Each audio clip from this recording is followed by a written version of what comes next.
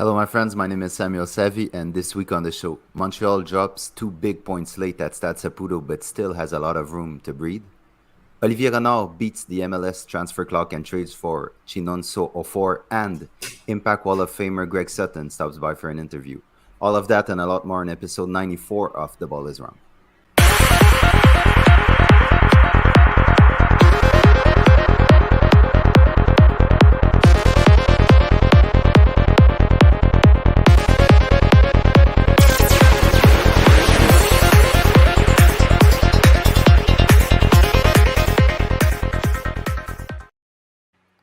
And as usual, I'm joined by my friends Yves Paul and Hady Raphael. How's everyone? Hey, good. How are you? Good, I'm good. Hady, you're smiling. What's good, man? Yeah, man. Marseille won their game, so I'm That's happy, it. man. I'm happy. Well, at least one team won this weekend. Yeah, Yeah, exactly, it was close to exactly. winning though, but we had a little late game Yeah. breakdown. Guys, just before we start the show, I wanted to say, yeah, the interview with Greg Sutton is starting around 7:30, so roughly in an hour. So hang on, it's gonna come. I'm sure it's gonna be really interesting. He's gonna be live on the show, so it's not one of these pre-recorded interviews. So can't wait, man. Um, Guys, let's jump right in then, because we have a lot to talk about. Miami game yesterday. It was a 500-ish Miami team that came into Montreal last night. They won two, drawn one, and lost two in the last five. But heavy legs were expected on their behalf as they traveled from Miami to California to play the Earthquakes on Wednesday and came back, I think, on Thursday, if I'm not mistaken. For us Montrealers, there was a sense of confidence coming into this game, and we had not lost since the 9th of July. It was at home against SKC. Since then, we won three, drew one, and only conceded 2 goals in 4 games. It would be very interesting to see which lineup Wilfried Nancy would choose, having rotated heavily his squad midweek. And the coach decided to go with the same 11 he did 1 week ago, and it was Pantemis in goal at center back, Waterman, Camacho, and Miller. Right wing back was Alistair Johnston. Left wing back, Lassie Lapalainen. In midfield, Piet, Wanyama, and Mihalovic. Up front, Kyoto and Toy.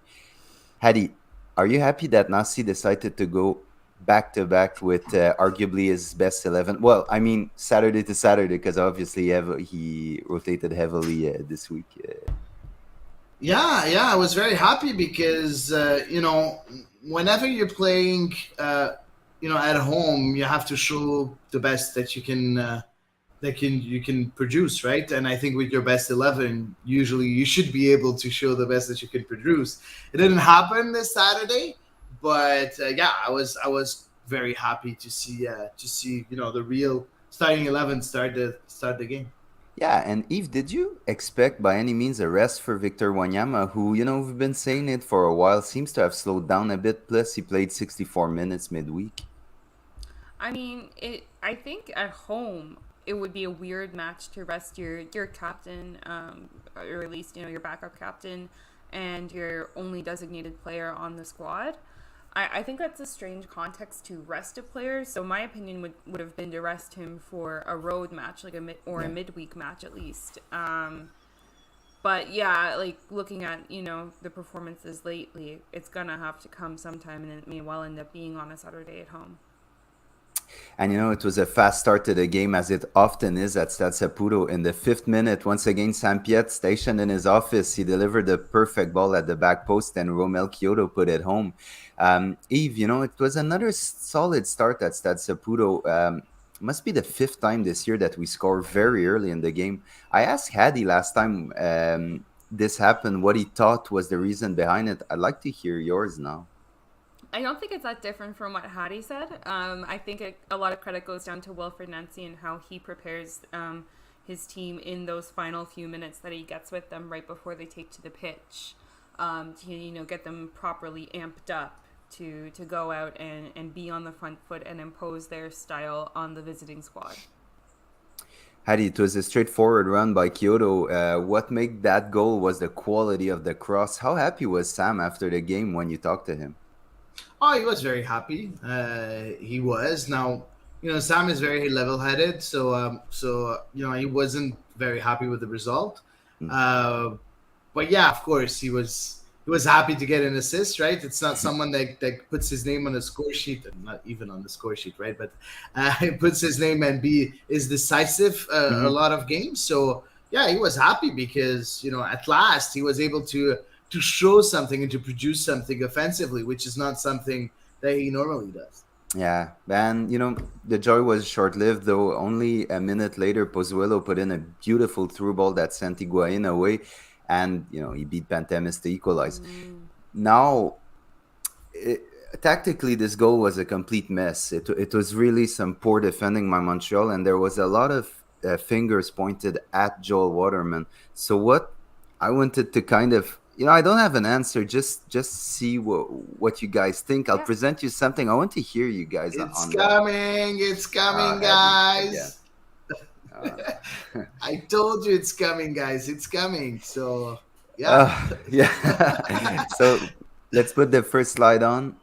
Yeah. Okay. So in this situation, look in the blue circle in the center of the screen, you see Joel Waterman. He's been caught very very high up the pitch, but if you look at how Montreal is set up, there's no panic. Yes, Waterman is very very far out of his center back position, but Victor Wanyama only has Alejandro Pozuelo to look after, and he kind of stays in his vicinity.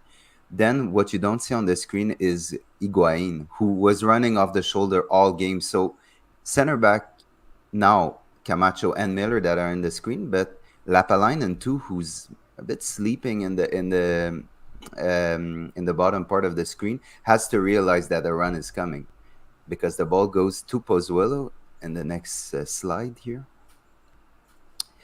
Look at what Wanyama does. So Wanyama is attracted on the ball carrier instead of staying on Pozuelo. So he does a bit of the same mistake as Waterman did, and he kind of rushes on the ball carrier. And Pozuelo is free in these half spaces. Now the danger is, look at Kamal Miller's eyes. Miller is looking at Pozuelo, not looking behind his back at Gonzalo Higuain. And it's a very smart move that Pozuelo does because he realizes that now he's not against a back five. He's against a back four because Waterman was caught out. So he has the idea that Higuain is gonna make his run quickly. He can turn right now quickly, and Lapalainen on his behalf, he's still very far. He has to close that gap between he and Miller, and Higuain knows that so well. So he starts his run perfectly. And look at Kamal Miller's eyes. He's still looking at Pozuelo. Mm-hmm. Wanyama is caught out of position. And Lapalainen now, just look at his body language. You see that now he realizes that he doesn't need to look at Yedlin like he was doing. He needs to look at Higuain. So he starts to panic a bit and try to go defend that play. So what happens is Higuain goes behind the back of Kamal Miller's shoulder, and the ball ends up in the back of the net. So yes, Joel Waterman looked a bit, some people were really criticizing him hard, but in that situation, there was only two players that Montreal had to really cover. It was Pozuelo and Higuain, and they And there got were it plenty all of wrong. players there who should have been Exactly. able to take control. And that's something that we kind of realized since we started doing these kind of little tactical breakdowns, is that Montreal all often get caught out ball watching. So I know there's a big emphasis on putting pressure. So you need to be watching the ball, watching where the ball is going. But when you're in that high tempo, high pressure type of play, sometimes what you can't forget is that the opposition team are preparing too. They're making runs, they're finding half spaces. And I think nowadays Montreal players, often you see that in these goals what they concede, they just get stuck watching the ball and forget that they need to pick up these runs. They need to be more organized than what they are. So is it just Joel Waterman's fault that goal? That I shoot it back to you guys. I just wanted to No, present that to you guys. I've made up my mind, and my answer is no. Yeah, same. I don't think it was Joel Waterman's mistake, and it's funny because we see that a lot during the game where the right center back and the left center back go very high to apply pressure. So it's not the first time that we've seen that. It's more the way that like you said, Sam, the way that the team covered for that tactical move, because it's something that's It's been planned. done Yes, it's a planned, lot of exactly. times during the game. So on that goal, I don't think that Joel Waterman is the one making a mistake. It's mostly the way that it was covered after. Exactly. That's the problem. Great tactical tactical thing that you showed us, segment that you showed us. Thank you, Eddie. So that it's just to point out that there's always a plethora of mistakes when a goal is scored, and it's not often one player's mistake. So I just wanted to maybe take the back of another center back. I always feel bad for them when they're pointed out. And thank you, Roberto. Thank you. In the 18th minute, Piet crossed again, and when Mason Toy challenged for the header, there was massive claims from the Montreal players for a penalty. Kevin Stott eventually went to the VAR monitor and pointed to the spot. Hady, did you have any doubts when looking at that replay that it should have been a penalty? I'm asking you because I know the defender's arm was deemed to be in an unnatural position, but where is he supposed to put his arm when he's Yeah, jumping? not in the air, man. But he's Anywhere, but not jumping, in the man. air. He just Yeah, but jumped like a still, penguin. he's supposed to be able to control the arm so it doesn't touch the ball. So Yeah, you want to jump with the arms, in the air. It's okay as long as you make sure that your arm doesn't touch the ball. yeah, So you're going for the ball. You're not just jumping on a man, right? You're supposed to jump on the ball, not on the man. yeah. So I don't know. For me, I understand. You being a former center back that you want to defend. The You need to defender. have some contact on the player you're challenging too. So obviously your arms are gonna be high in some way. Yeah, but in it is your responsibility to make sure that they don't interfere with the flight of the ball. You Yeah, know, that's a good at point. the end, you have to draw a line somewhere, right? Yeah, absolutely, absolutely.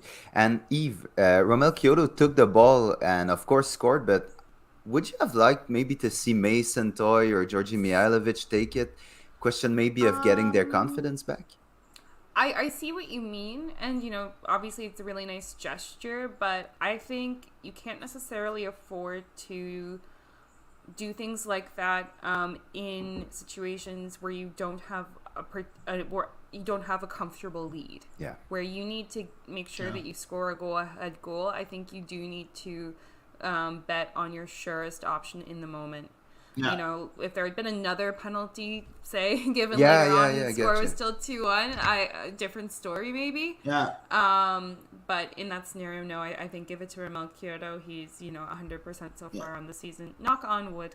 And he's on I fire too. completely agree with Eve. And you know what? If it wasn't 1-1, if it was Yeah. 1-0, yes, I would have understood that. But now, you need your best penalty taker to We take the penalty. saw what happened when somebody low on confidence tried to take a penalty last Oh, season. Yes. And yeah. Also, can I just say side note? Of course. Yeah. VAR seems to have been quite good for Montreal this year. Am I Yeah. the only person who's felt that? No, not at all. And I think VAR has smiled upon Montreal a few times so far this season. But I agree. I know people are gonna throw rocks at me, but I think that the referees are starting to understand more and more how to use it, because there was a lot of criticism at the start of VAR that maybe referees would overuse it or not understand what was the requirements to use it. So, like everything, it's getting better, and I still have the feeling sometimes they'll not whistle to wait to see if VAR will talk in their ear or not. But except from that, I think it's getting much better than it was. So, guys, a few half chances were created here and there by both sets of players, and at the break, it was 2-1 Montreal. One worrisome sight was how ineffective Mihailovic was, and many fans were starting to worry, as was our friend Robbie Tiranardi, who asked us, do we need to start worrying about Georgi Mihailovic's play? He has not been that effective since returning from injury. Should we worry, guys? I mean, No. I think we have a big enough sample size of Georgi Mihailovic to understand that this is kind of an anomaly. He does certainly. I think he needs to kind of get the monkey off his back and get an assist or get a goal soon, because it's kind of one of those things. The longer it goes on, the Yeah. more painful it's going to be. But I think we've seen enough from him between last season and the start of this season to know that this isn't like it's not all of a sudden like his magic has run out. No, yeah. Hady. Guys, don't forget that it's been tough on Georgie. Yeah. It's been really tough on Georgie. Getting injured just before, just after he was called up to the U.S. roster. Trying very hard to come back to play at an acceptable level. Getting back to the starting 11 way earlier than supposed to. Really pushing, and the guy is hungry, right? He's very hungry, and unfortunately, he's so hungry and he wants it so bad that he's a bit desperate, and sometimes, it's not exactly what you want to see from him, but he's going to find his balance again, and we saw, in my opinion, some sort of evolution in his play during that game. And Wilfried Nancy said it at the post game.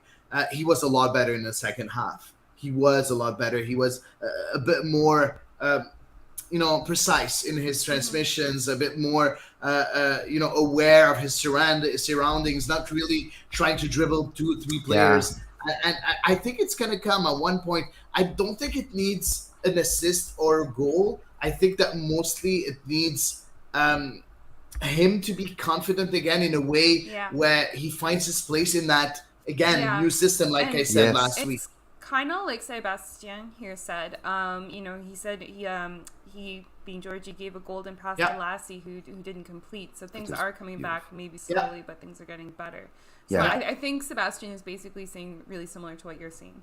Yeah, exactly. And I'd echo everything that was said on this. But I'm a bit, of course, it's not a good sight to see a player come back from injury and struggle, but it's a bit normal too, right? He missed some time, was training alone for a good portion of his rehab. And don't forget, he had that MVP tag over his head. For sure, teams are taking good notice. Now, the thing that's positive in a sense is that Kyoto is having such a good year now. He's gonna use a lot of the other team's attention, and maybe Georgie will have a little more space and a little more freedom to work. And I'm pretty sure before the end of the year, he's gonna be back to full swing. But I understand where Robbie is coming from, because we saw with Mason Toy. He came back from injury. He's not the same as before he injured himself, though it was like 18 months ago. But still, you don't want to see that for too long. So I understand that. So we were at halftime, and Coach Yves, what would have been your speech to your players? Continue to bring your football to Miami, because statistically and just the eye test, you were the better team on the pitch. You should absolutely seal this up at the start of the second half. I know it's really hot out there, really probably suffering quite a lot. We were suffering up in the stands, so I can only imagine how the players were suffering out on the pitch. But you look good. Keep it up. Don't let the heat get to you, and let's find another one and seal this up. The heat was getting to me, man. Hady, any tactical adjustments or substitutions you would have liked to see at halftime? Listen, I thought that Montreal played well, but there was a lot of not so good passes and a lot of missed opportunities, in my opinion. We were playing a bit too fast sometimes. I didn't think that we had a very good first half. It's just that Miami was awful. But I think we showed a lot more quality in the first half in the season than the first half that we played against Inter Miami. And I think that's a few minor adjustments could have been made. I didn't like at all the way we were playing too fast. I think going too direct. Maybe just slow the tempo a bit more. That's something that I would have asked from the players. That's the only thing. And Piet seemed to have that instinct in that game. I remember him a few times putting his foot on the ball and trying to slow the pace of the game down. But what I really would have liked to see at halftime is Phil Neville came, I think, really prepared in the sense that when you're playing against a three-man midfield and like Montreal were playing, Miami were using a lot of kind of cherry pickers in midfield, a lot of decoys that were in these half spaces, forcing the midfielders to stretch or a center back to push out. Like Joel Waterman got caught out a few times out, but that was a great tactical move by Miami. Now, I'm not sure this game required five defenders on Montreal's behalf, but I think this debate is long gone because we know Wilfred Nancy won't at halftime move to a back four. We got to know him. I He's think that pretty would have much been married to. yeah, no, Yeah. that's it's done. But I think that would have been a perfect game to to take a center back out and put an extra center midfielder to help Victor Wanyama and Sam Piet, and just to make sure that the two remaining center backs don't have to pinch too high up the pitch. That was just me, but I Interesting. know I know that I know that Wilfred Nancy wasn't about to do that because we'll talk about that later because G Sharp had a question on that subject. But Mm-hmm. Montreal started the second half strong with back-to-back chances from Kamal Miller, Mason Toy, and Georgi Mihailovic. And in the 55th minute, Miami almost scored an Olympico. So for people who don't know what it is, it's scoring directly from a corner. It's so cool when it happens. Hopefully, well, more happily than happen against us. Mm. It was Jean Mota who forced Pantemis to push the corner over his own bar, but it was very, very close. Hady, what do we make of James Pantemis' performance? Did you like his game? Uh, it's funny. We're going to talk about the second goal after, but uh, I think he was okay. I didn't think he had a bad game. We'll talk about the second goal. There's a bit of controversy in it, but I'll give my opinion there. But I don't think he had a bad game. He didn't have a great game. He didn't have an amazing game. No, far from it. But nothing to be alarmed, in my opinion. And Eve, with the way Breza played midweek against Columbus, do you have the feeling it's still anyone's spot, or did Yeah. Pantemis do enough recently to claim the starter's roles in Nasi's mind? No. I think we all know I'm kind of like nursing my own theory here. But I think honestly it is still very much anyone's position. I do think that Breza had kind of an iron grasp on it at the start of the season until Nancy was forced to make the change because Yeah. circumstances dictated he had to. Hmm. Um, and as such, I feel like Pantemis is going to have to kind of work really impeccably to keep that spot. So I Yeah, and I still think think it's up. Yeah, and I think the fact that Nasi went with Breza midweek kind of sent that message too. Like it's still on, and the playoffs are Yeah. coming. Obviously, it's a nice reward to get that first game of in the playoffs if there's an open battle between two goalkeepers. So honestly, I think it's a good thing that it's not set in stone because it forces both goalkeepers to be on their toes and to try to outperform the other one. So, I see it as a Mm-hmm. positive, to be perfectly honest. So, back to the game. In the 60th minute, Torres replaced Toy, and 10 minutes later, an exhausted Kyoto asked to be subbed and was replaced by Kai Kamara. Guys, back to Pantemis though, because a lot of fingers were pointed at him when in the 78th minute he let Emerson Rodriguez's shot go by him. At the start of this play, though, Joel Waterman, very similarly to Yeah. the first goal, was caught out of position. It was a 3-on-2 afterwards, with only Miller and Camacho back. After Pantemis saved the shot, Miller blocked another one. The rebound was in the back of the net. Guys, for me, Pantemis can't be solely to blame on that goal. And our friend G Sharp hit us up with an interesting take. Both goals given from quick counterattacks. Way past midway through the season, we are still giving up the same type of goals. Back three cannot play the speed game. Got beat by Pozuelo and Higuain? Question mark. Nasi has to make those in-game adjustments. Uh, Eva, I'll start with you. What do we make of all of that, including G Sharp's take, of course? Um, I don't think it's any surprise to anybody that none of the three center backs are the fastest center backs in the league. Certainly not Camacho, certainly not Waterman. If I had to guess, Miller would probably be the fastest of the three. So, I mean, it's not super surprising. I think in particularly your analysis of the first goal, Sam, you know, we saw that it wasn't just the fast counter that caught everyone off guard. It was kind of like a series of silly, very basic mistakes that caught everybody out, and it wasn't so much necessarily the speed of the play that led to that goal. So in that instance, I don't necessarily see that as being the main culprit right now for Montreal, especially because they're, aside from really that, like, you know, that Canadian Championship game where it was like counter upon counter upon counter. Yeah. Generally speaking, I think Montreal doesn't leave themselves too drastically exposed at the back to not to circumvent a counter. So for me, I'm not pressing the panic button on it personally. Hady. Same. You know, the way Montreal plays is a risky way of playing, right? Yeah. And you're gonna concede goals and opportunities, and give opportunities to the opponent, and that's exactly what we are doing now. On that goal, and I would have liked, you know, your tactical awareness, Sam, on that. Someone fell on his arse and scored. Yeah. And I'm like, there is no tactic.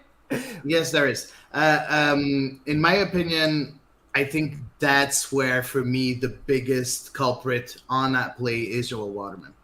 Because, yes, he's going up very high on the pitch again, but there's nobody covering for him. And for me, that's the problem. You can do that if you're sure that your defensive midfielder is here to cover you.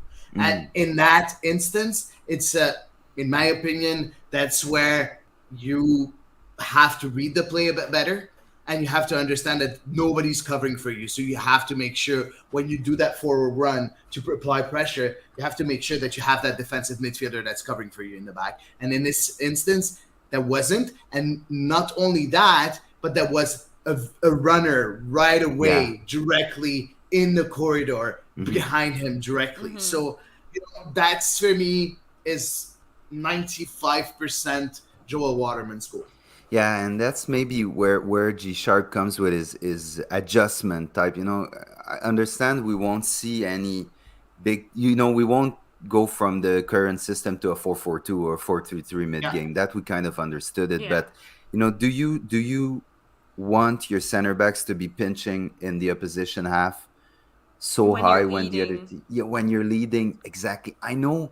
We've been traumatized by the, you know, I mean, like, it's a grueling match. Exactly. There's a lot of circumstances that you have to take into consideration. And what I think is that, you know, we've been traumatized by Mauro Biello's bus that he used to park when we were winning 1-0 and 15 minutes into the game. So I understand that you can't go that route, and Wilfred Nancy doesn't want to go that route. But are we paying the price of not going there? I think so, a bit. Well, you know, because I mean, this particular season, Montreal has led the league positively. I mean, in having like the fewest goals conceded after the 75th minute. That's so awesome. With that being said, you know, late game meltdowns are something of an anomaly for this Montreal side this year. It's a miracle, and I'm pinching myself all the time, but.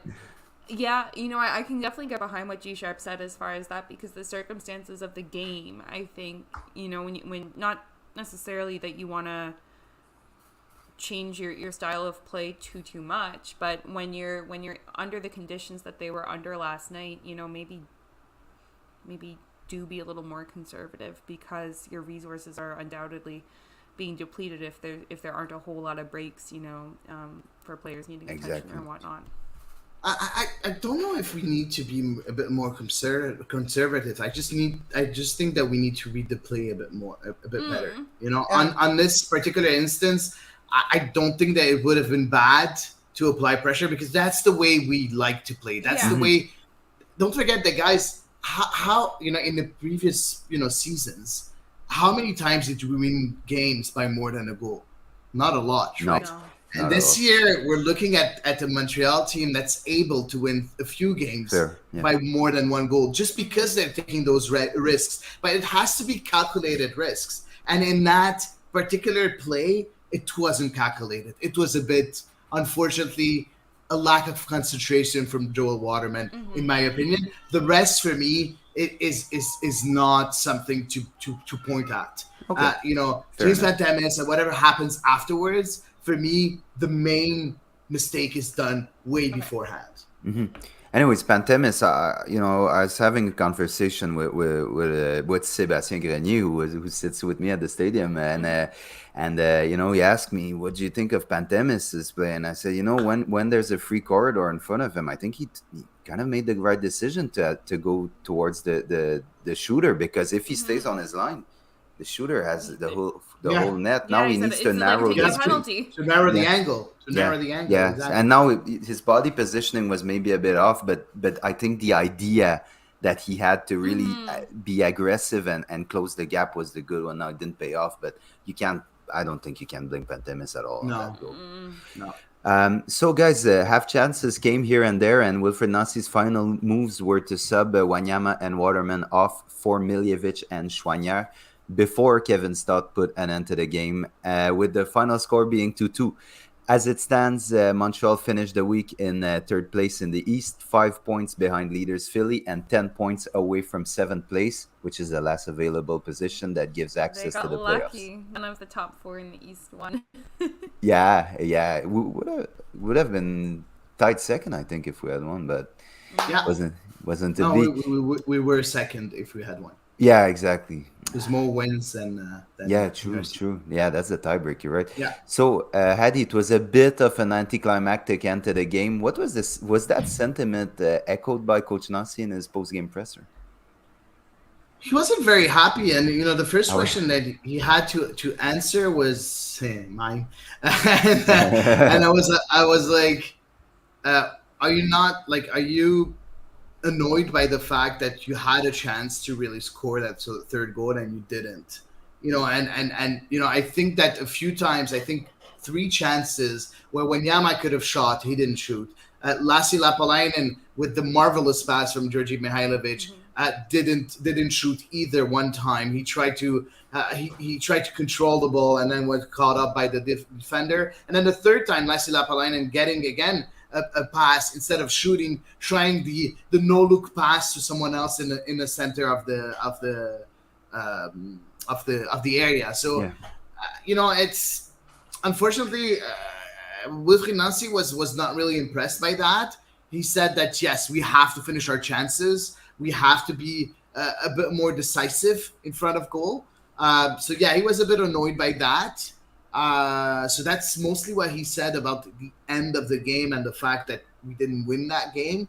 But still, he was very happy with the amount of chances that the team has created. And Yves, how was your fan experience yesterday at the stadium? You were at the tailgate and you're in your office in section 127. And what did you make of the attendance of 18,007? So overall, I thought the attendance was pretty good. There's a lot going on in the city this weekend with, there was festivals, there were pride events, and obviously with the heat, I think the heat probably was prohibitive to some people. Honestly, I was still very, very hot this morning. It was one of those like cold showers when you get home nights. I thought I'm not gonna lie, I thought the atmosphere in the stadium was a little bit weird, particularly after Montreal conceded that second goal. I felt, things got a little bit bitter. Montreal loves to make their feelings known when they're displeased, to put it politely. So I'm not gonna lie, I thought the stadium atmosphere was not as excellent as it was the past couple of games. But so be it.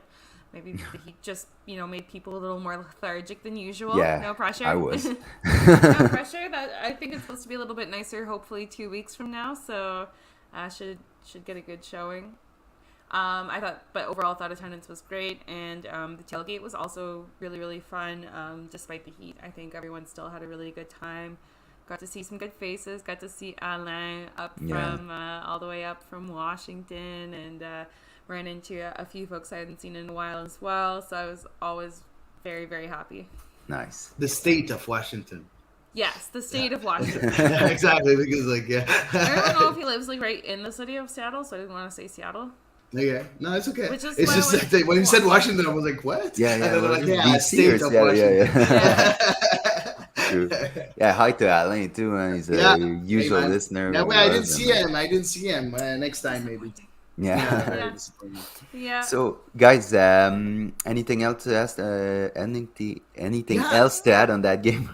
Not really on that game. I want to talk about just a few seconds about what Montreal has achieved this year, because we look at the negative right now. Because yes, we should have won that game. Completely agree with that. But first of all, there's two things. Patrick White saying positive 5 games unbeaten. It's True. still nice. I think that we would have taken a draw in Columbus and then a win in Miami. We got it the other way around. So at the end of the day, it's not that bad. And second thing that I wanted to share, guys, is looking at CF Montreal today. I don't know why I'm not able to show my. Show something. Yeah, there it is. Oh. So best MLS away record so far. We have Austin, New York City, New York Red Bulls, LAFC, CF Montreal in 4th position on away form with 6 wins, 4 draws, and 2. 6 wins, 4 losses, and 2 draws. So that's pretty good. Yeah, it's for awesome, CF man. Montreal. So I'm yes, maybe we're dropping It's points at home. identical to their home record. Yeah. Exactly. Yes, we are dropping points at home, but Yeah. I'm pretty sure that we're able to get points away, the points that we lost. So that's maybe the silver lining there. And and that list, what it doesn't say is that Red Bull are unable to win at home. Yeah. Completely unable to, and Yeah. we're having a good year at home too. So Yeah. it's you have to see the positives. For sure we cover the team on a weekly basis. So always talking about the big picture is sometimes we want to dive a bit deeper. So we will criticize. There was a lot of things to criticize from their performance yesterday, but overall it's been a very, very good season. You're right, Hady. It's important to point it out, man. Yeah. So we'll be hoping to continue the positive vibes when we travel on Saturday to Houston.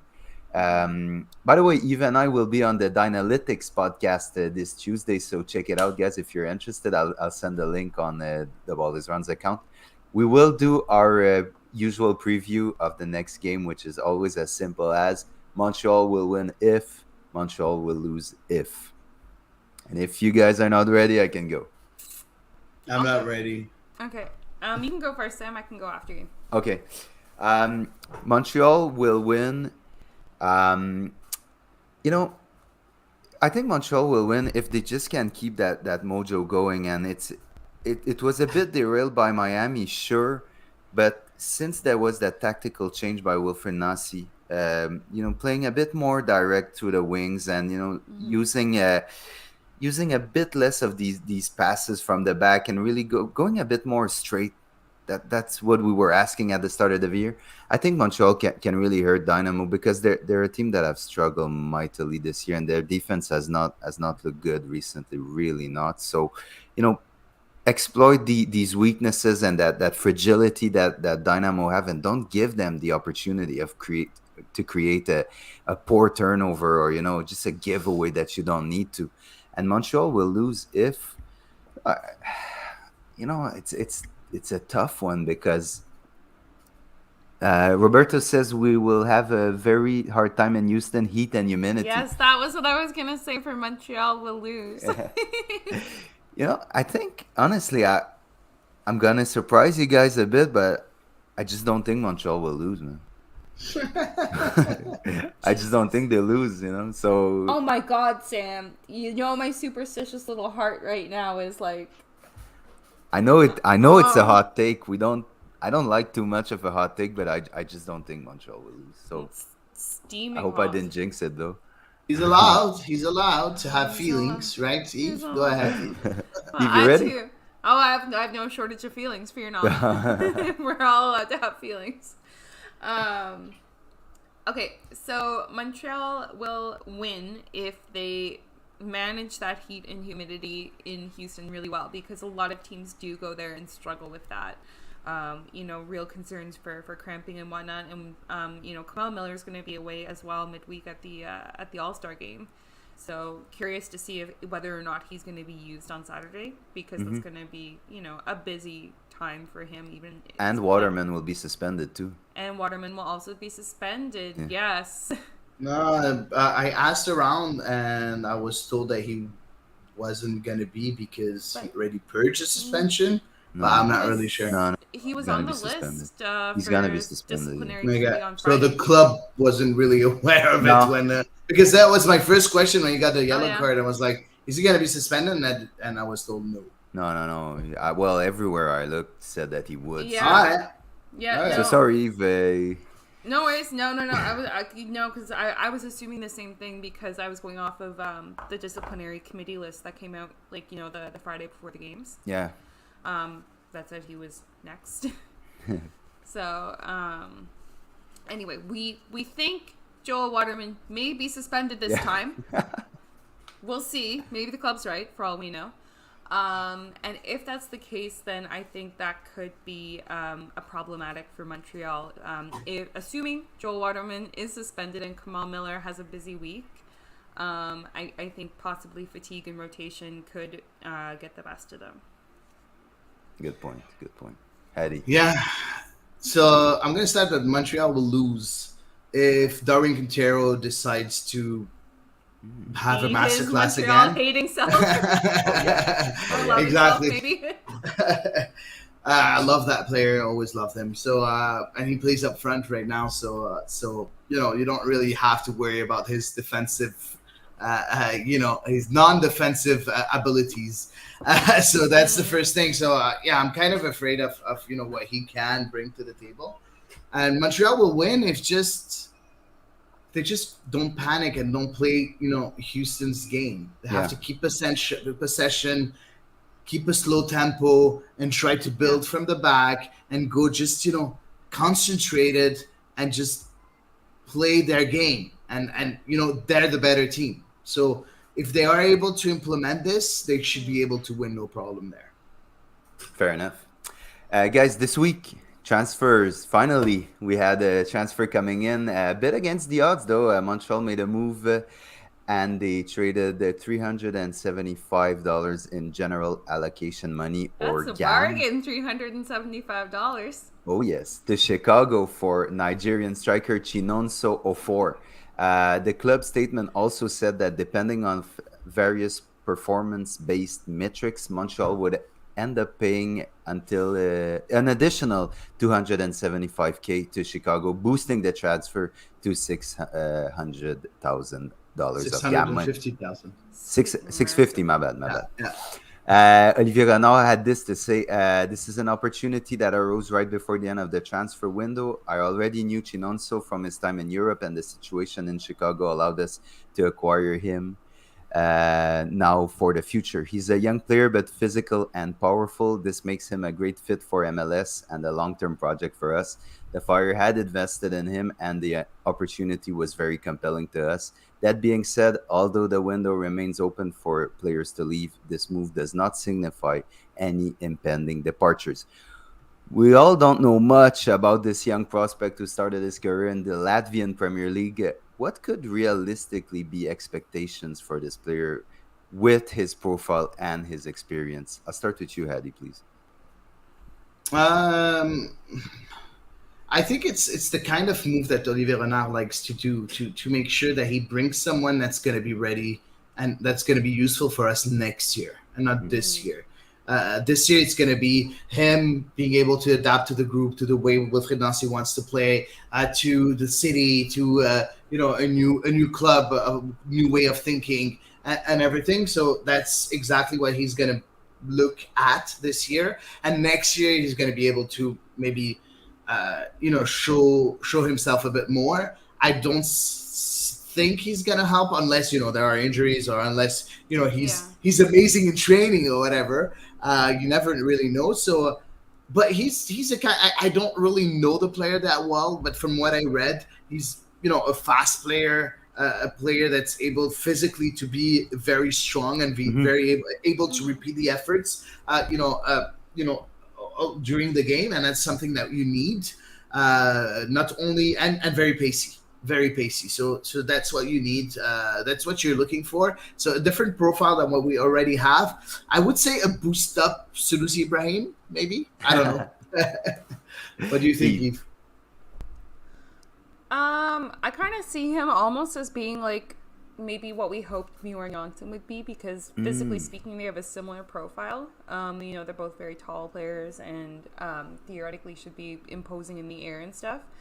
Kind of like Hady said, though, I don't expect to see anything from him in the short term. In fact, I would be surprised to see him take the field like this season, barring a lot of injuries and stuff. Unless, Montreal runs up a really high tally against the other side or whatnot.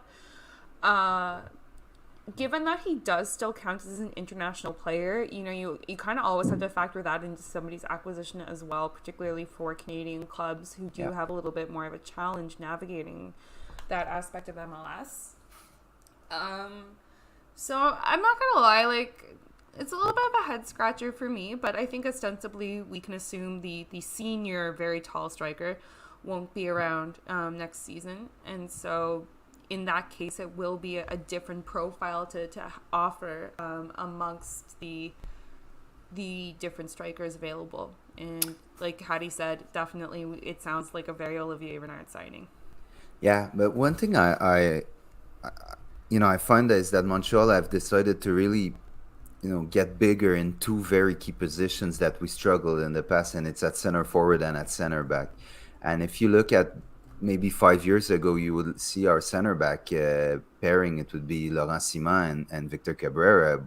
The tallest of the two was Simon, maybe at 5'10", and up front we had always have very small strikers, and now the idea I think has completely changed, and we see how imposing our strikers can be. Kyoto, Toy, Kai Kamara. So I think that goes into that same vein too. Is that we're looking for these strikers that can get it onto the end of the balls, like Lapalainen sent in the box yesterday, like Piet Mm-hmm. sent into the box yesterday. So there's a very coherent way of working, and it's no longer, I think he could be a good fit. Let's bring him on, and we'll see. There's an idea, and Mm-hmm. I don't think it's just a question of, oh, he looks like a player that maybe could be good for Montreal. I think there's an idea. There's a reason, and most likely his physical presence is one of them. So I like the direction they've taken. Guys, quickly before Greg Sutton hops on, there was a rumor a few weeks ago linking French League One outfit Clermont Foot 63 to Zachary Bourguillard. The rumor seemed well and alive this week as hashtag on veut ZBG au CF 63 was trending on Twitter, which translate into we want ZBG at CF 63. Hady, with your long-term Marseille ties, why would a team like Clermont want Zachary Bourguillard, and would he realistically make the cut in Ligue 1? Ligue 1, should I say.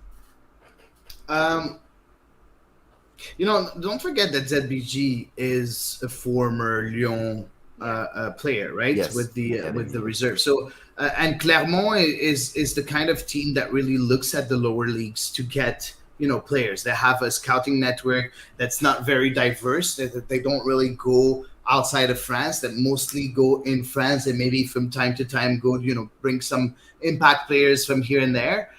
So they surely know ZBG from there. That's the first thing. The second thing, don't forget that you look at ZBG being a Canadian international, being still young, 23 or 24, if I'm not mistaken. So being still young, being able to play, to he has a certain potential, and I think that maybe they can, get that potential to get to that potential at one point. And third thing also is that the main right back was Hakim Zadatka last year, and Hakim Zadatka was signed by Lille earlier this year, and he's been very good, by the way, with He Lille. scored a goal today. He scored a goal today, exactly, Zadatka. So Zadatka is a very good right back, and now Clermont has only Mehdi Zefan that's signed as a right back, who's a player that used to play in Turkey. So they don't really have that backup right back that could help. They only have a very young player of Camden. His name is Camden. He's like 19, and he's not ready. He's not really ready.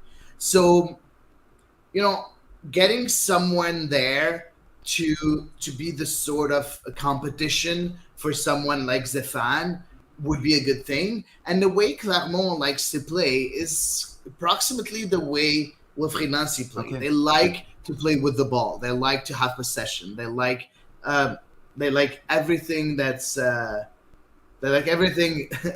that's possession based. So someone as ZBG wouldn't be really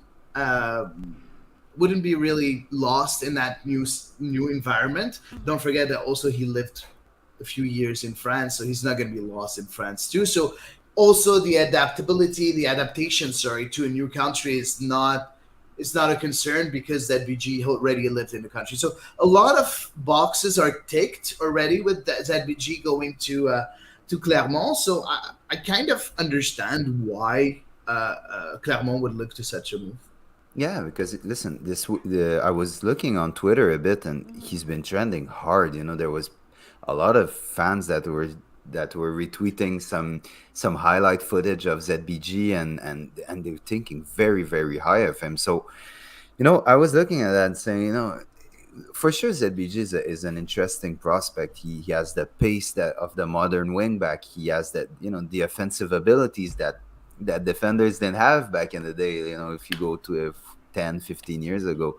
So for sure, yeah, but I think you're still kind of looking at a step up with ZBG moving to Ligue 1. So that's why I was asking myself, like, is there something that we missed and they seen? But it's obviously there's a lot to it. But I was surprised that a fan base was going that hard after him, for real. Oh, it's kind of interesting, right? Don't forget that also you're not going to pay that much. Like for a European club, paying $1 million or $1.5 million or $2 million is not that much, right? So there's not a lot of risks financially either for Clermont to come and get someone like Zachary Brault. So a lot of boxes ticked for them to have that signing. Now, we've seen also ZBG not being on the bench with Montreal, and a lot of players not being on the bench with Montreal lately. Souniz Ibrahim not being on the bench, and Bjorn Janssen, he came back to full training, and I think from what we heard, I didn't have a chance to go to training in the last few days, but a lot of players are not making the bench, and I kind of worry that those players are what did Robbie said at one point, in the doghouse? In the doghouse. Well, yeah.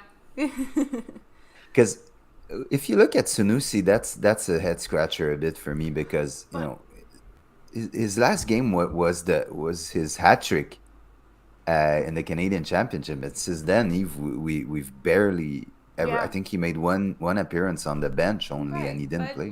Wasn't it rather recently Nancy said something to the effect of, like, there's still a lot of learning that he has to do. So for me, that one's not particularly surprising. It's also not super surprising that Bjorn Janssen is not in the squad right now either, because how do you justify him being in the squad when you have Kaya Kamara, who's offering he's offering passes or goals. You have Mason Toy, who is somebody obviously who the club intends to have around for a while, and you have Ramel Kyoto, who's on fire. So for me, it's a no-brainer. Cool. And I think our guest Greg Sutton is here, right? Excellent. Yeah, he is. Here he is. Here you go. Hi, Greg. Hi, Greg. How are you guys? How are you? I'm great. It's a pleasure to be on with you all. You guys do a great job. I've been following you now probably for a good year and a little bit, and you keep me in the inside. And when I take a little break from here and there and don't get my Impact and CF Montreal fill, you guys fill me in. So you guys are doing an awesome job. Thanks, man. Thank you very much. And we were wondering before the show, we were talking, we were just, asking ourselves, like, what you up to these days? Like, what fills your time, man? Lots. Yeah, all mostly soccer related. So I guess my primary time filler would be coaching both the men and women's team at Concordia University.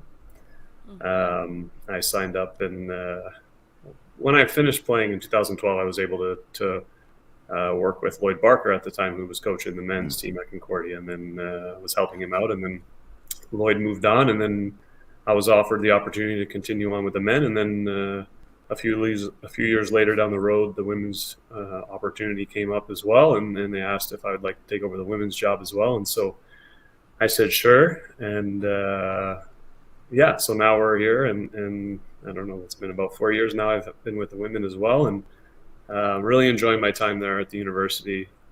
Great age to work with young women and men that are really, in it for the right reasons to play, enjoy the game, and also obviously concentrate on their studies. So that takes up a lot of my time. And then obviously the television work from time to time, working on weekends here and there. We do about, I've been with TSN now almost 10 years. Also, when I finished up the game, 2012. We have about 10 games a year. We do national broadcasts with TSN and Montreal games. And so that keeps me busy. And then also have a goalkeeping enterprise that I've started over the last couple of years that we're just kind of really, this year has been the official launch, just trying to help young goaltenders aspire to get to the next level and keep playing and enjoying the game. And that's awesome. And Greg, you're a legend of the club, and you're an inspiration for a lot of soccer-loving Montrealers. Can you tell us a bit about the past and how CF Montreal has grown since then? Yeah. Well, I came here in 2000, essentially when Ionian was the club owner.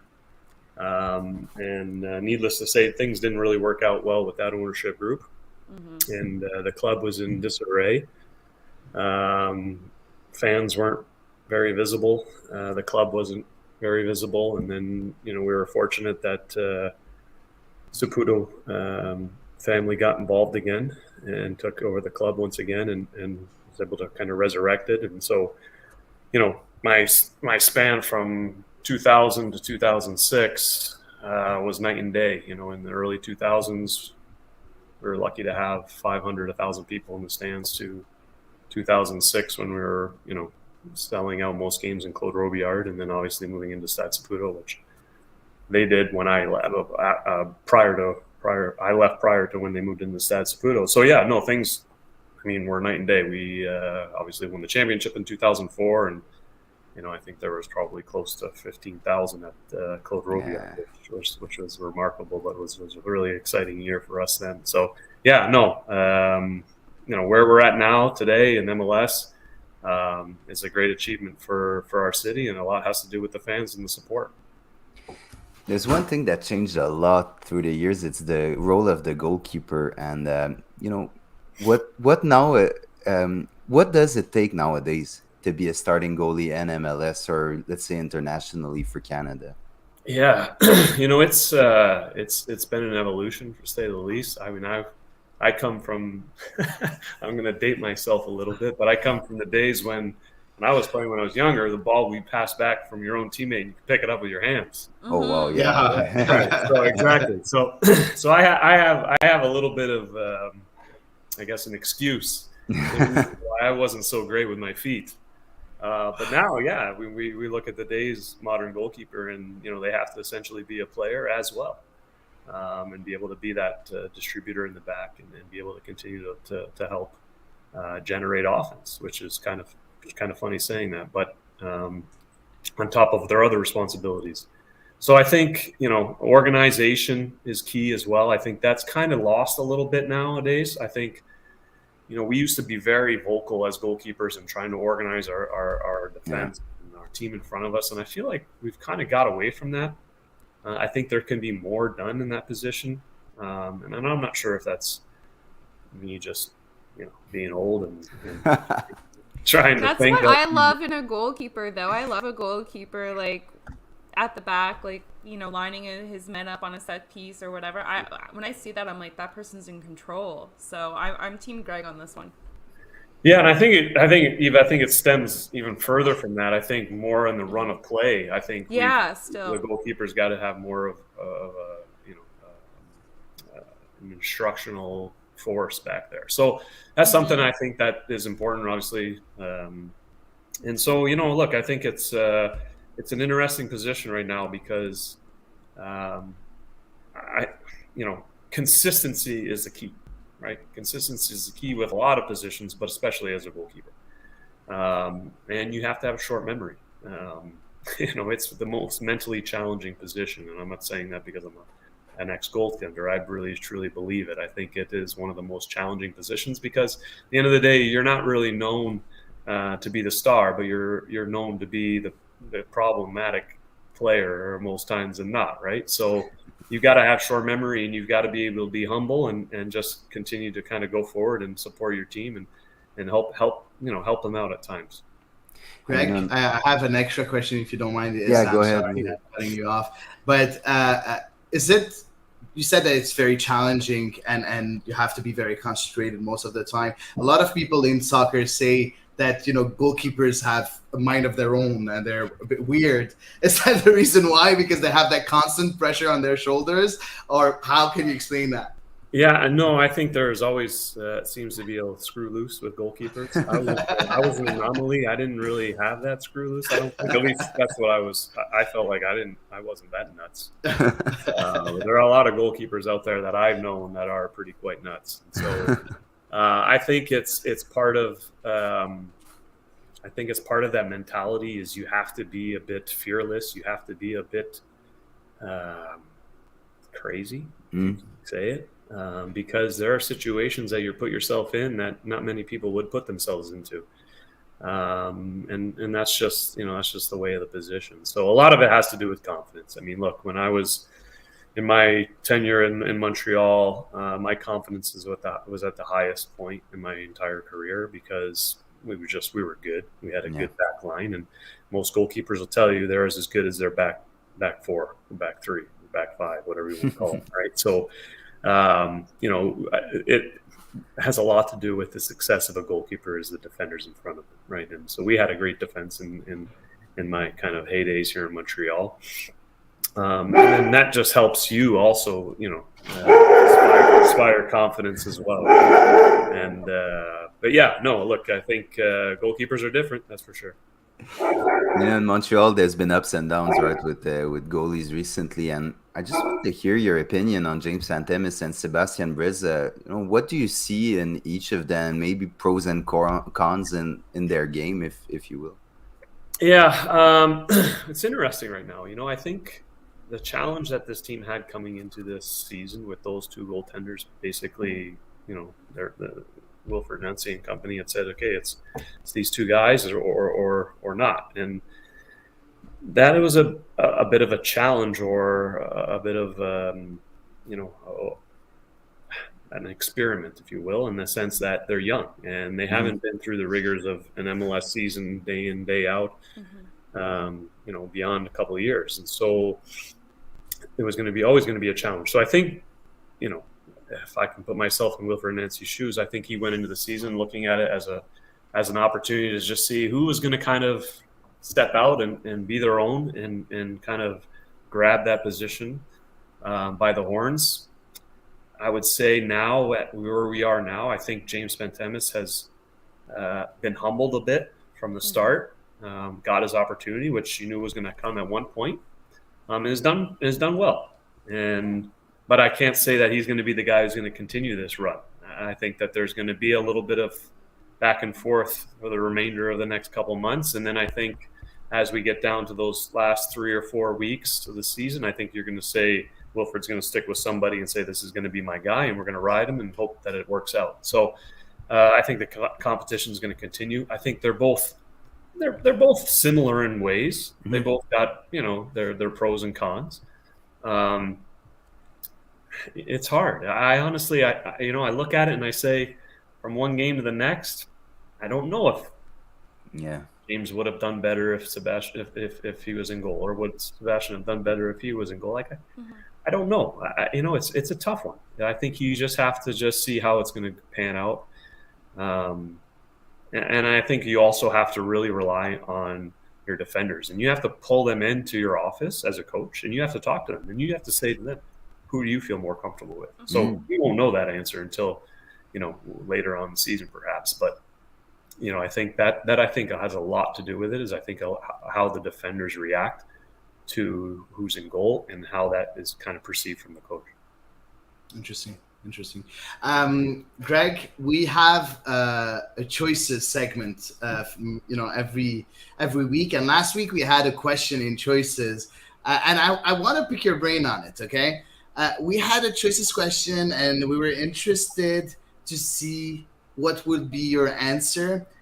In your opinion, who's the best goalkeeper since 2000 and why? I'm going to give you a few choices to choose from: Oliver Kahn, Manuel Neuer, Edwin van der Sar, Peter Schmeichel, Gianluigi Buffon, or Fabien Barthez.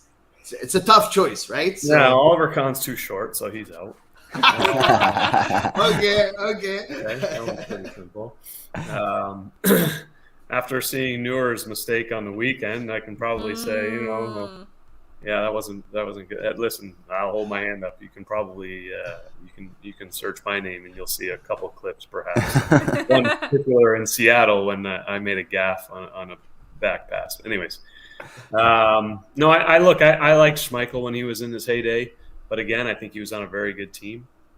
But I've enjoyed the most over the span of the last, let's call it, decade and a half, watching football is watching Buffon play.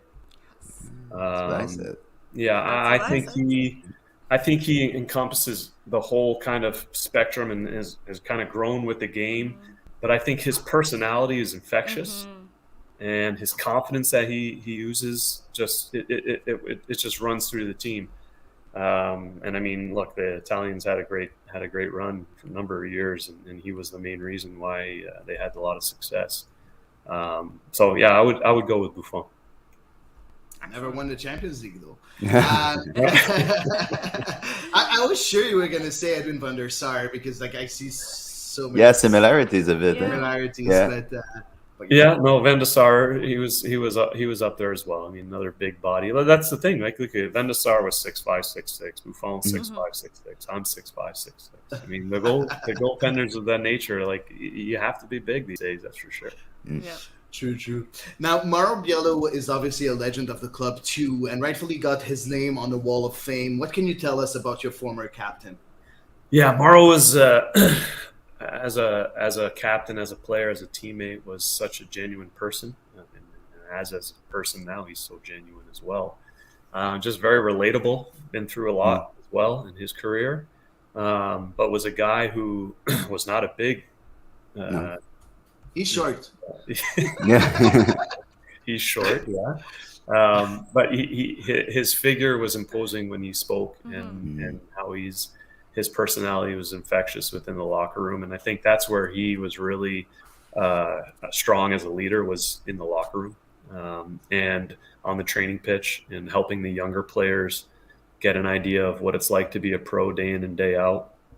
A lot of guys don't realize when you first join professional game, a lot of these kids have come from academies or come from universities, and those seasons are 3-4 months max, and now all of a sudden you're thrown into a season that's 9-10 months, and nowadays it's not even you have a month of off season.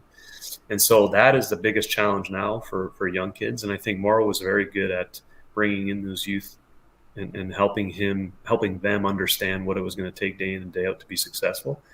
And so, no, I mean, I couldn't think of a better person, obviously, to be on that wall. Honored to be next to that guy for sure, and Gabe and Nevio as well.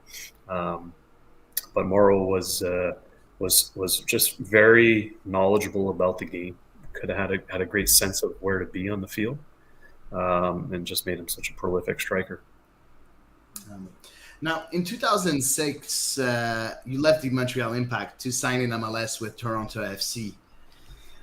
Yeah, so big sigh here. How did the move come about, and did you have any other offers on the table than Toronto? And did you, consider the other moves because you went to Toronto, right? So, Yeah. Yeah, at that time there was a couple offers. Ziggy Schmidt, who was coaching in Columbus at the time, is also someone that was very interested in me coming there to play for him in Columbus. I had good run of basically 4 real good years as a goaltender in USL, and won the championship in 2004. I think I was a goaltender of the year for 4 years in a row, and the MVP of the league in 2004, and it was almost to the point where I'm saying, well, what else can I accomplish? So I wanted a new challenge. And obviously with TFC being the first, MLS team in Canada, that was really exciting. And me being born in Hamilton, although I didn't grow up in Hamilton, I had a lot of family and relatives in the Toronto area. And I thought it was going to be a really unique challenge and a good opportunity to see, how I can kind of reignite my game in Major League Soccer after my early stages in Chicago, and I felt I was ready to take that step again and challenge myself. And it was interesting because it wasn't an easy move. They had to pay for me. I think it was the largest transfer fee in USL history. It was like $250K, right? Something around there. Yeah, I didn't see any money of that, so I don't remember exactly. That's another story. But anyways, so it was a great investment for Toronto, and I felt like they were really willing to kind of put that money on the table for me to come there. I felt like this is a move that I should make. And one of the things that I never was. Look, when I first played my first professional year in Major League Soccer in 1999. I didn't have any aspirations probably earlier than 1997 to play professional soccer. It was just the way I kind of went through my youth. I was a very good soccer player. I was also a very good basketball player. I went to university, played both university basketball and soccer, and I was just as good in basketball as I was in soccer. And then, luckily I was kind of able to find my way with the Canadian Olympic team. And that was kind of the first introduction to where now I said, okay, well, maybe there's something here I can kind of reach for. And so it wasn't until maybe my junior year in university where I felt like, okay, there's an opportunity. And so, look, it was kind of on the spot, okay, an opportunity. And so I was never somebody who was searching to find more opportunities. I was happy with where I was. I wanted to continue to grow my game. But so when Toronto came up, it was a good opportunity, and I felt like it was a good move. And we could have had probably better defenders at the time. And God bless all those defenders that were with us in the first couple of years in Toronto, but we had our challenges. It was an exciting move for us. And obviously you guys, you probably can remember the fanfare behind TFC in those first few years. It was remarkable. And, some moments I won't forget for sure. Now, you went to the Red Bulls afterwards, and then you came back to Montreal Impact. Was it important for you to, close it out in Montreal, or not really? It's just another one of those opportunities that you had and that you took. Yeah, no, it was a great opportunity. So Jesse Marsh, obviously, as you know, was named the coach, and as soon as he was named the coach, and prior to that, Nick DeSantis had been talking to me when I was in New York about eventually coming back as well, not knowing what where he was going to be in the whole scope of things, but knowing he was going to be associated with the club in some capacity. At the time, I believe he was coaching, or he was the general manager, but then became the coach, I think, in 2011, I want to say he was coaching a little bit as well. Anyways, so Jesse became named coach, and Jesse and I had a long history back in my previous days in Chicago. When Jesse was a player in Chicago, him and I were roommates on the road, and so we know each other very well. And so it was a great opportunity for me to come back and experience back with a club that I really had a lot of success and a lot of joy with. My wife's from Quebec, so that doesn't hurt either. And I felt like I could offer not only opportunities on the pitch to teammates, but also off the pitch, and just to try and help usher in a club into Major League Soccer and kind of the ways of the world. Obviously, I haven't done it with TFC and learning a lot through that first year there, and so I felt like I could offer that kind of same kind of tutelage here, and it was fun. It was an exciting year for us here in 2012. I mean, a lot of really exciting players with Nesta involved and Devajo and all those guys. And we had a good locker room that year, and some really good faces. Yeah.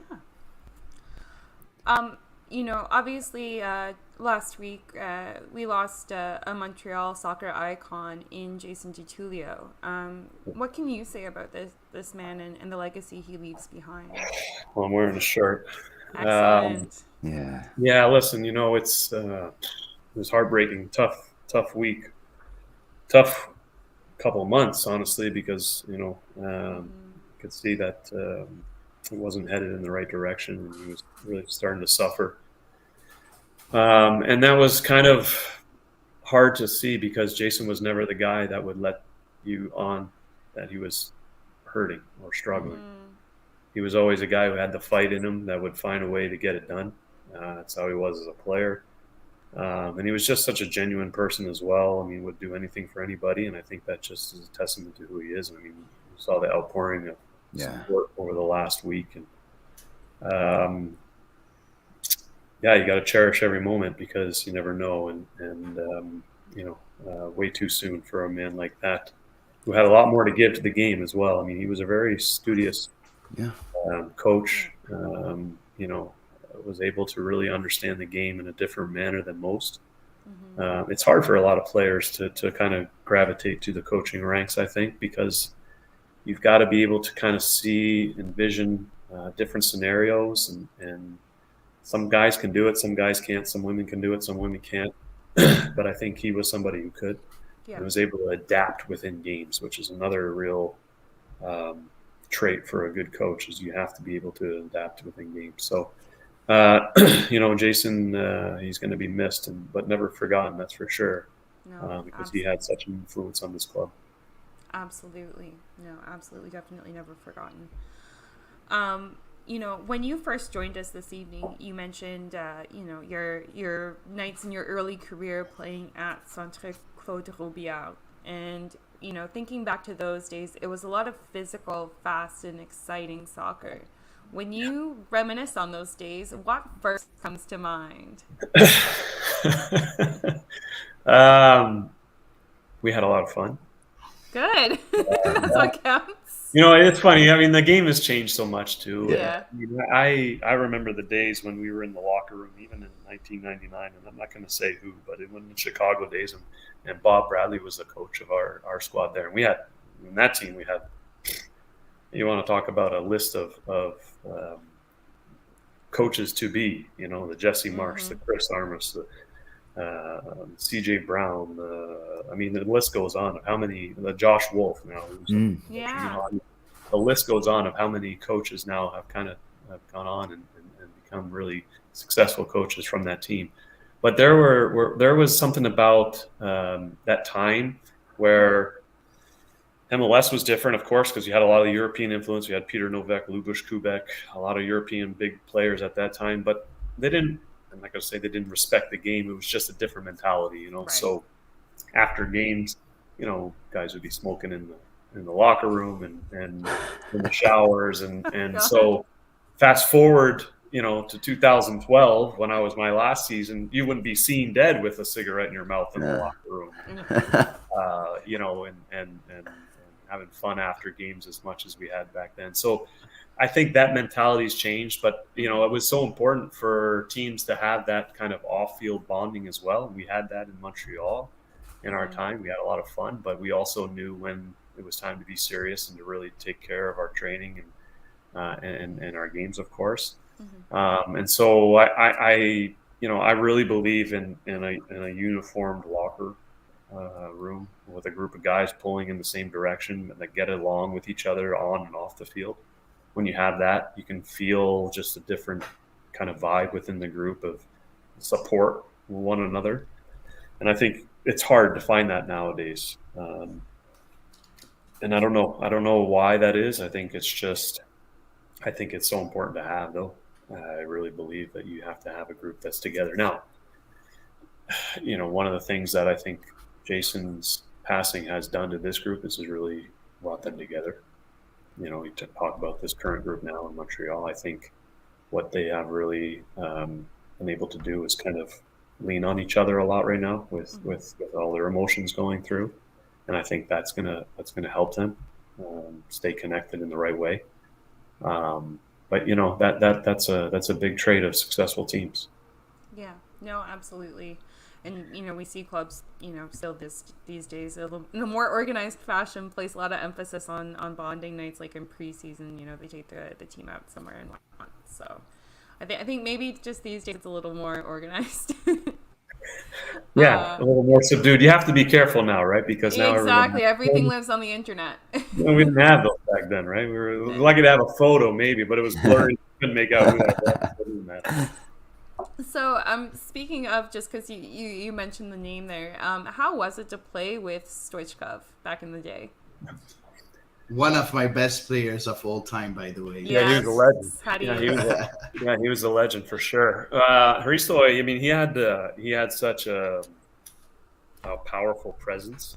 You couldn't question him on anything at that stage. He was just a guy who, would really be able to come and kind of relate to everybody in the sense that, I'll take an example. I had played a game, I think it was in early 2000. We were in Kansas City at Arrowhead Stadium, and it was a rainy night, and I had given up a bad goal, and a goal that I wish I had back. And at halftime, I could tell even Bob Bradley was questioning whether he wanted to keep me in goal at that time. We make a change at halftime, so you can imagine what that kind of feeling was like. Wow. But he put his arm around me and said, listen, come on, kid, stick with it. You're going to be fine. I was 20, 21 years old at the time.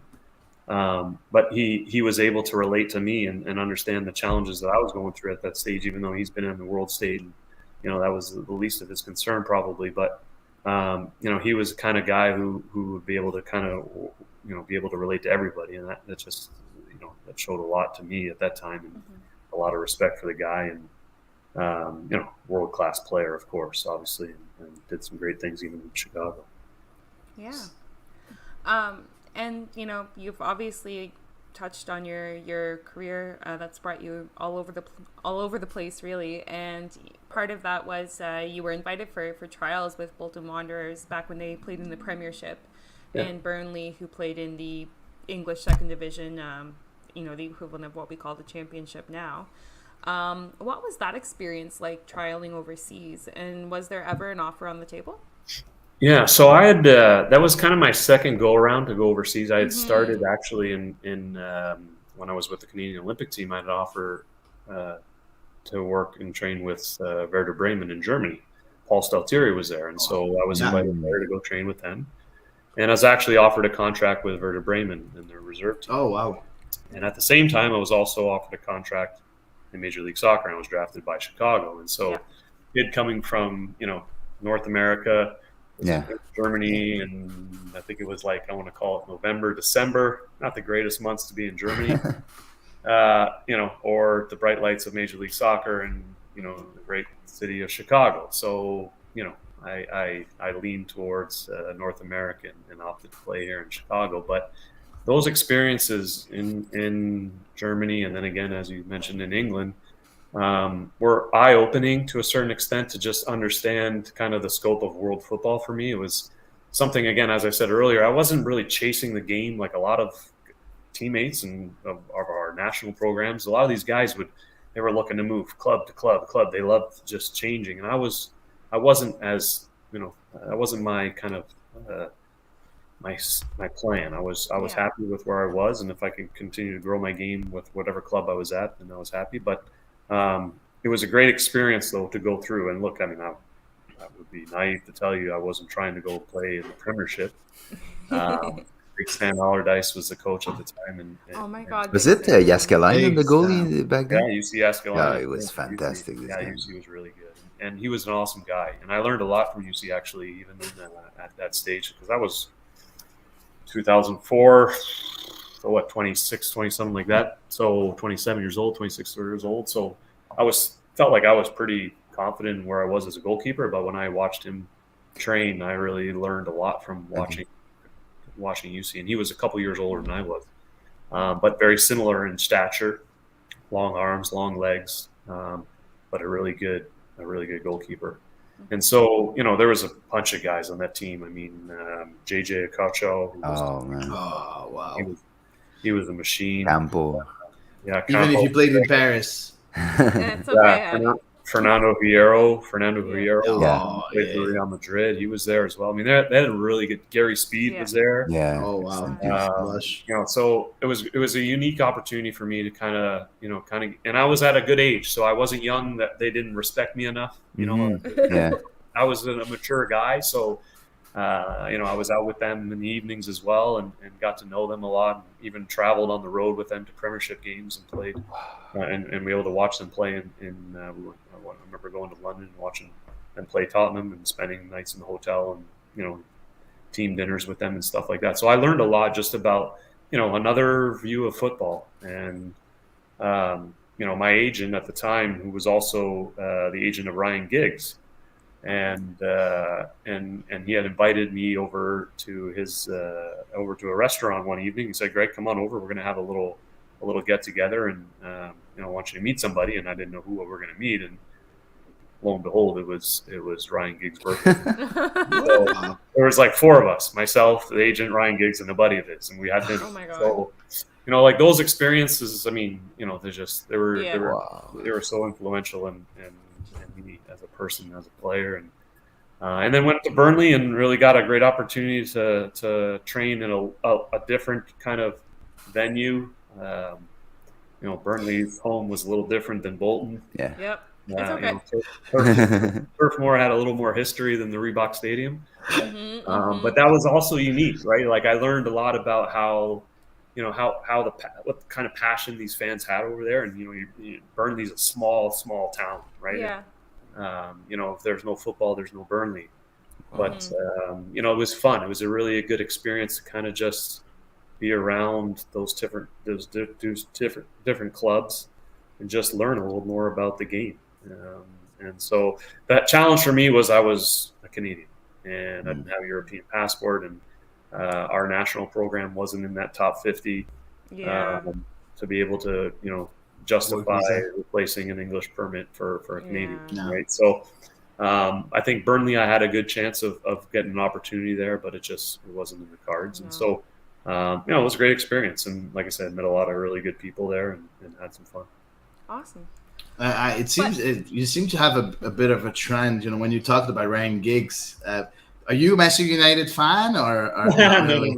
No. Okay. Oh, that's a firm no. It's a very firm no. When I grew up, I grew up in Connecticut, and I don't know. I mean, I don't know what the television viewership was like for English football or any world football, but it wasn't much in Connecticut. The most football I watched was the Mexican division. Oh, wow. Right, in Univision in Connecticut. Yeah. You're close to New York City, right? So you get the Spanish. Yeah. So that was the most soccer that I watched was Mexican soccer. Right on. Oh, wow.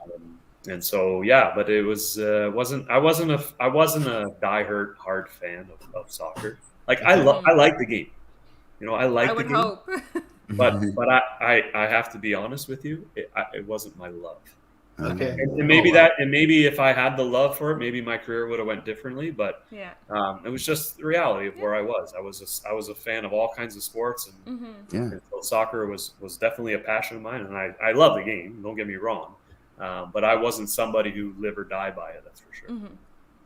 Interesting. So obviously, Canada's national team status was prohibitive for your move to Burnley, potentially, back in the day. But the good news is Canada is now located in the top 50 of the FIFA rankings, knock on wood. And you played for the Canadian national team yourself, Greg. And obviously this year, Canada accomplished something pretty massive. They qualified for their first World Cup in 36 years. Any thoughts on what that means? Any feelings? Yeah. I mean, I'm thrilled for those guys. I think they're a unique team.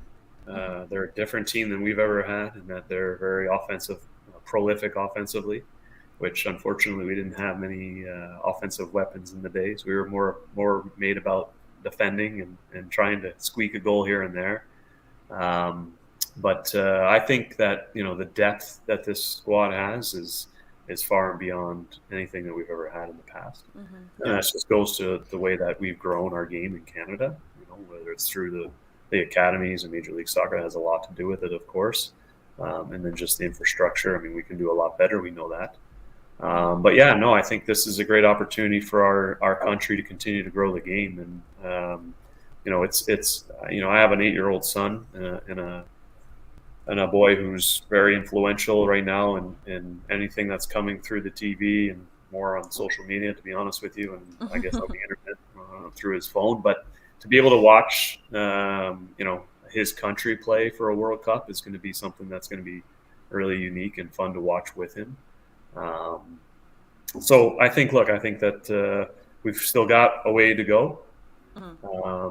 But I think the groundwork was laid long before, and fortunately we've had a little bit of this kind of, I wouldn't call a little, but a fair bump in the road with all of this negotiations and all that kind of stuff, which is unfortunate, because that's the last thing we needed. But it needed to happen too. At the same, of course. I remember World Cup qualifying events when we were down in the Caribbean and we're traveling not by plane but by boat, believe it or not. Oh dear God! Yeah, you're joking. And, I'm not joking. And I remember an instance. I don't know if we were going to St. Lucia or somewhere close, but close. When I say close, about a 4-hour boat ride.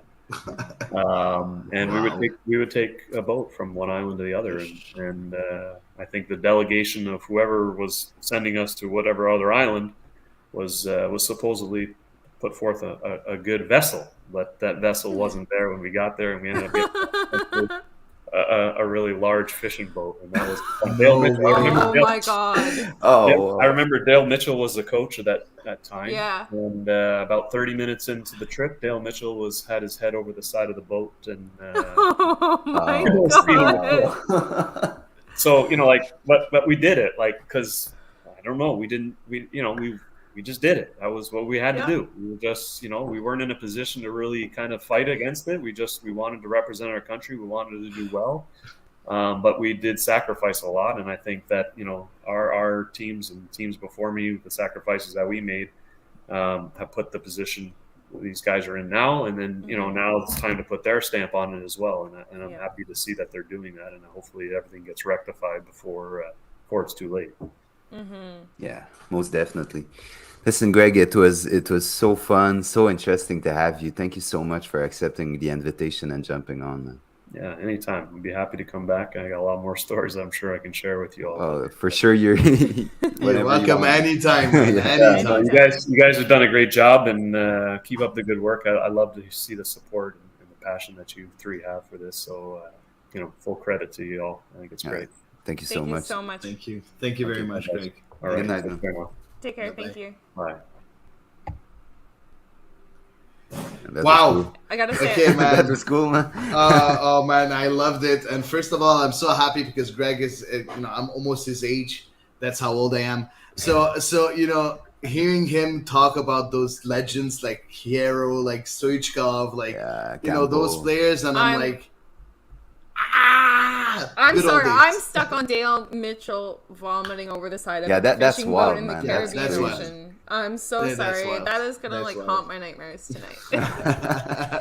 But but honestly, Greg was a fantastic guest, and once again, we are utterly spoiled by the quality of It's the people incredible who the join quality of us. the guests every week. It's good, Ridiculous. man. Like I'm not saying like we're so awesome. I'm saying our guests are just No, our phenomenal guests, exactly. individuals. I so appreciated everything that Greg had to say tonight. Yeah, we'll definitely try to bring him back because I think he had some more stories for us. So we'll try to Yeah. set it up I for. feel like he has a story for almost everything. Oh man, that's awesome. So guys, I think there's only the best of social media left before we close up the show. Yeah, let's start this. Let's go.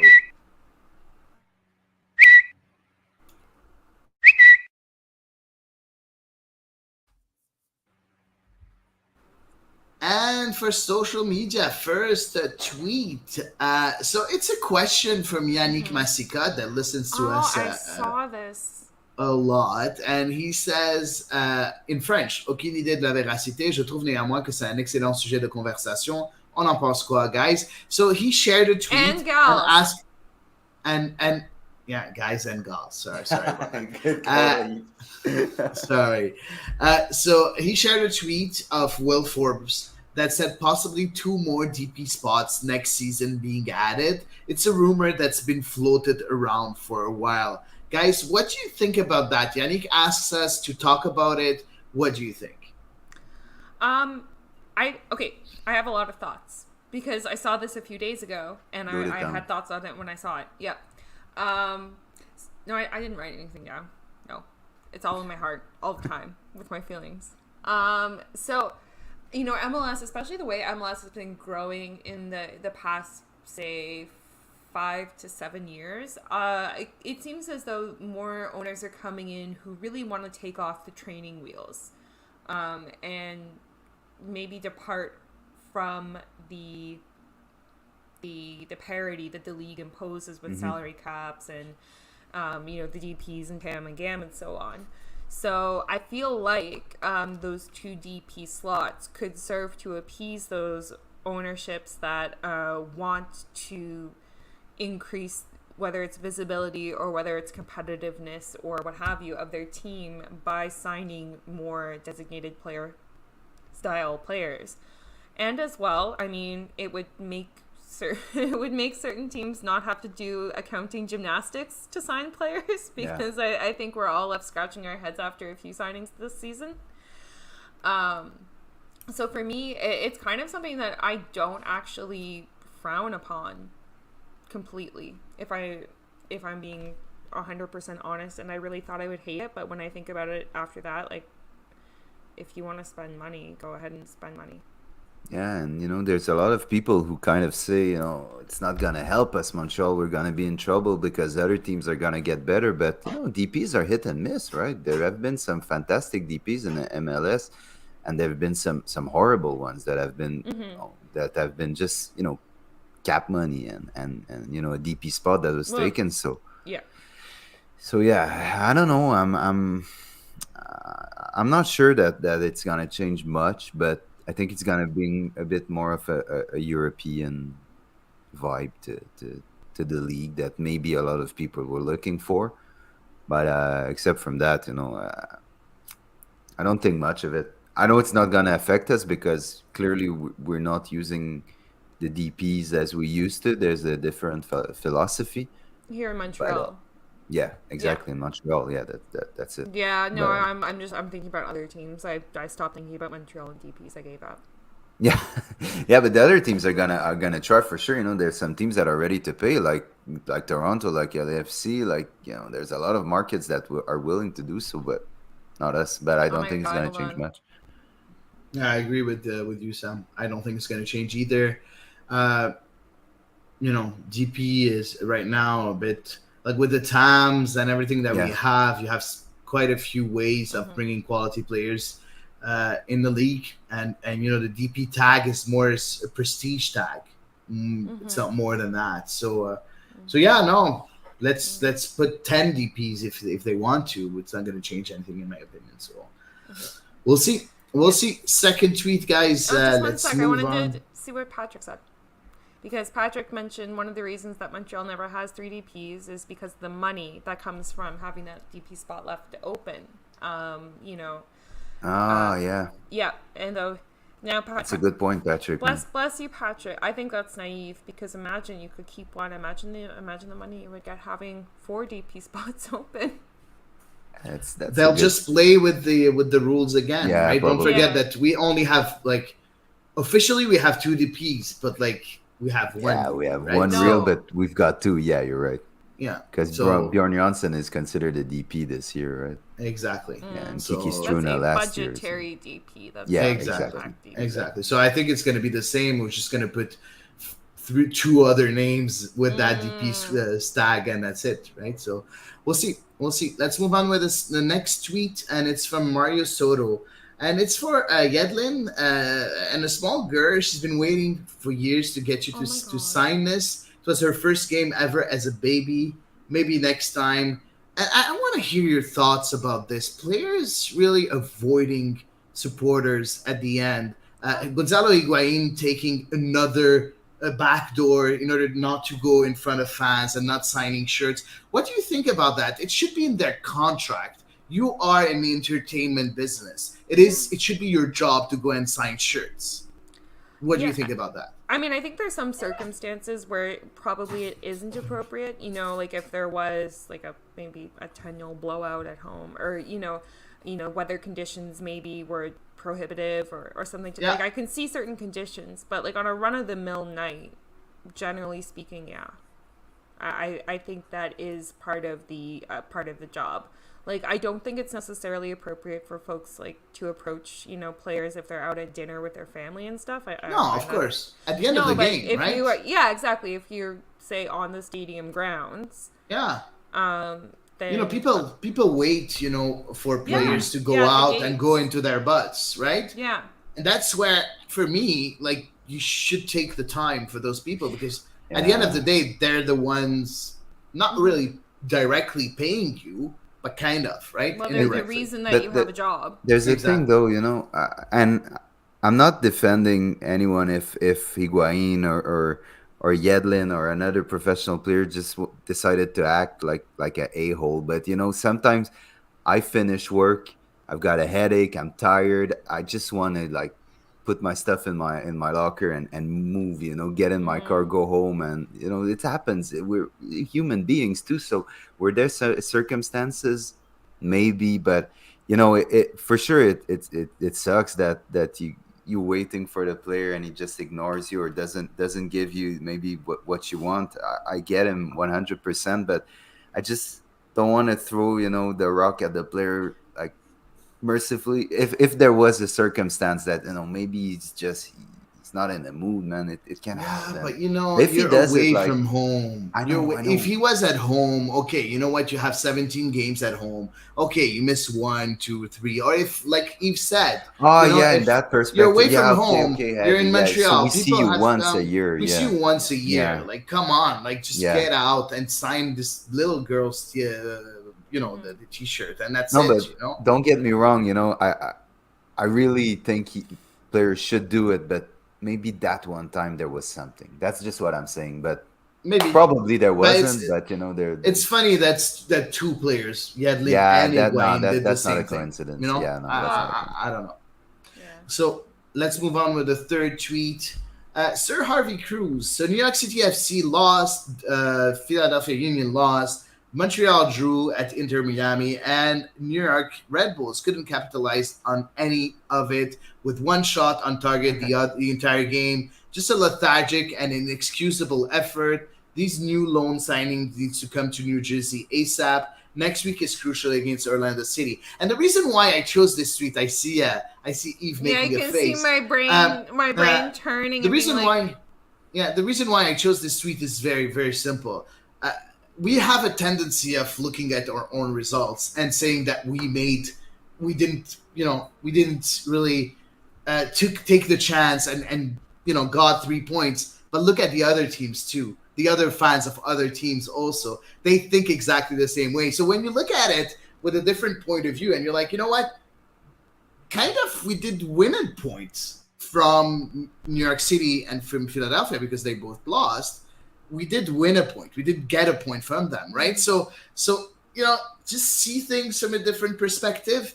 And when you look at other fans, like the Red Bull fan that I just quoted here, I think you kind of maybe it makes it a bit better in a way. It doesn't Okay. look like it for Eve, But one thing I remember last year I was listening because I often listen to the Orlando the Lion Dens podcast, and they were such an upbeat mood, and they were praising the coaches, the players, and we know these guys, they came on our Oh podcast. yeah. So yeah, and then I was thinking something because we were going in ups and downs last year. And I was like, man, I wish I was them. They're on a good vibe, and saying, look at their season right now. They're in shambles and they're miserable fans right now. So it's the life of a fan. I just think sometimes you're 1 year you're happy, 1 year you're sad. So one day you're happy. So it happens, man. Yeah. So moving on to the next tweet. It's from Tristan Perron-Girard. And I want to know if you understood that tweet because I understood it away. And I'm not sure how you guys understood it. So Yedlin being a train and Lapalainen being a turtle. Okay. So Eve, what do you think about that? One thing I'm going to say is we didn't talk about this when we talked about the match, but I did not enjoy the way that Nancy managed his subs last night. I did not appreciate his substitutions very much at all. And this, I think, tweet maybe speaks to it. I'm like, I wonder what time of the evening that tweet was. Around 6:30, maybe. Ahead of the game.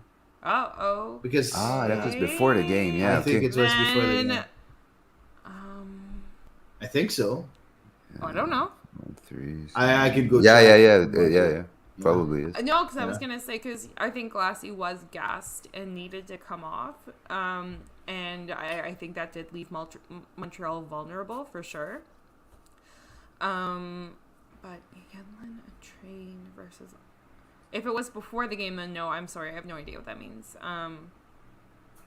Well, I think he was just praising Yedlin for probably being one of the quickest wingbacks in the league. Because I was looking at him yesterday, and where I sit, we had him right in front of us in the second half, and my goodness, this guy ran himself into the ground. He is fast for sure, but I mean, Lassie's not slow.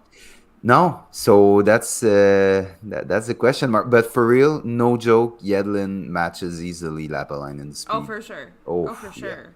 Yeah. And is able to push the efforts a bit more than last season. Maybe it was the fact that his hair was bleached and it was shiny white like a train. Maybe. I don't know then how still that makes the turtle analogy for Lassie. I'm just guessing, but I did not appreciate DeAndre Yedlin's haircut. I didn't appreciate when he kicked the ball all his force into the stands when he was just next to us. Yeah, that's never anyone's favorite. It's funny. I don't know. I was looking at that tweet. I'm like, what does he mean? And I wanted your interpretation of it. I don't know. I felt that, Yedlin is fast and Lapalainen is a lot slower than him. But I don't know. He's not much slower, though. No, that's the thing. Yeah. Like, I don't think the difference is that stark. No. So, Tristan, if you listen to our pod, please just, tell us what you meant by this. Yeah, I'm actually gonna start I'm intrigued. Not knowing. I'm gonna later and maybe like the train, the turtle. I'm intrigued. I know the tortoise and the hare. I know that. I don't know the train fable. So next, and it's a tweet from Mason Burke. What a pass from Piet! What a way to get your first assist of the season. I know we talked about it, but we're not the only ones that saw what an amazing it was a really good game had Samuel Piet, and that pass for Kyoto, that cross from Kyoto. So and I love Alexander. Friend of the pod, of course, Alexander Gagey-Rizik, who said, who doesn't love a Samuel Piet assist, especially if it's anything like this rocket he delivered from out wide to find Romel Kyoto, giving Piet his first assist of 2022. Not a bad way to get it either. So yeah, just wanted to mention that everybody saw how Piet was performance was good yesterday. Oh yeah, it was excellent. Yeah, absolutely brilliant. For me, if Kyoto doesn't score his 2 goals, like if someone else takes the penalty and Kyoto misses on Piet's cross, I think Piet wins player of the game. He was that good, in my opinion. Yeah, I agree. I agree. And last but not least, we have a friend that says hi, and it's Gail. That says hi. Hey, oh Gail. no, she's gonna be annoyed because I don't know if that's like her favorite picture of herself, but yes, Gail went to go watch the U23s take on Sunderland today, actually in Charlottetown. It was Nice, and they lost 2-1. They did lose 2-1, yes. And my mom said, because I did ask her like how it was. She says Sunderland did have the edge for the majority of the match, but also that it was incredibly hot there, and it was also played on turf, which just makes the heat even worse. Yeah. Oh yes. Yeah. Oh yes. And it was early afternoon match. So I feel really badly for the players who were out there this afternoon. Yeah. So that's it for social media today. And that's it for the show, guys. For real, it was an awesome night with you guys. It was so fun to speak to Greg Sutton. It was such a cool interview. I just want to say thanks to everyone who listened the show in live and anyone who's going to listen during the week. And guys, until then, I say have a good week, and we'll see you again Sunday 6:30 for another episode of The Ball Is Wrong. Take care, everyone.